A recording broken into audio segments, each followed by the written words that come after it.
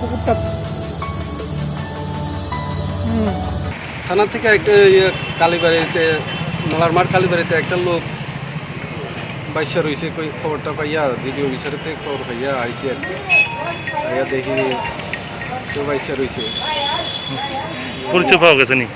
না না পরিচয় পাওয়া গেছে না, এটা প্রায় ডিকম্পোজ হইয়া রয়েছে।